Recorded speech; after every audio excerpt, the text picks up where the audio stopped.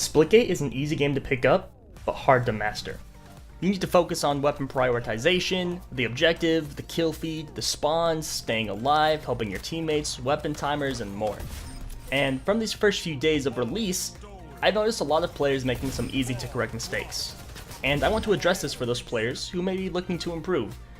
Please keep in mind this is not going to be a beginner's tip tutorial. This is not going to tell you to find a sensitivity that feels right for you. This is for those competitive players who are looking to step up their game. Tip number 1. Your portals are probably all wrong. Instead of running down the hallway, try teleporting to the other end, or teleporting to the second story of a building instead of using your jetpack. If you're out in the open too much and you're high in the air, you're an easy target. Go into a custom game and mess around with this. I promise you, you'll see improvement. Tip number 2. Do not chase your opponents. You can let them go, it's totally fine. Shout out to whoever this is, by the way. I was running around for a few games like an idiot until I could find a good clip, and he made an amazing shot, so congratulations. This is one I encounter a lot. Tip number 3. Grenades do not damage enemies. Bullets damage enemies, but not grenades. They also don't go through your own portal. If there's one thing to take away from this video, it's that they don't deal damage to enemies. Tip number 4 is really important. Make sure that your sensitivity feels good to you. That way you can hit your shots. I'm kidding. Tip 4 is actually very important, and it revolves around portals once again. Rather than flying through the sky to get the rocket launcher, for example, I use portals to bring the rockets to me.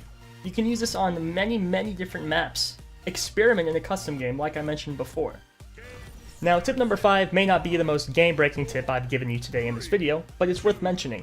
You can pre-aim your portals while the countdown of the game begins, giving you a slight edge on your opponents who may not know that or just simply don't do it. I feel like that tip wasn't good enough to end on, so I have 2 smaller ones for you as well to wrap up this video. I stream this game a lot, and someone told me that they were surprised that you can close portals.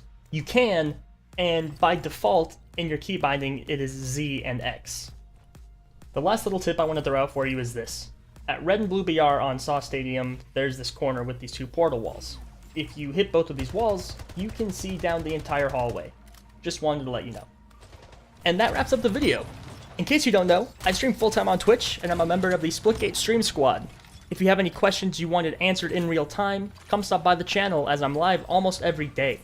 If you enjoyed the video, please hit like and subscribe. There will be many more videos to come in the future, focusing on portal tips specifically. The link to my Twitch and other social medias are just down below in the description. Thank you once again. I would also love some feedback if you want to comment down below and tell me if you learned something or not. And of course, I'll see you out in the arena.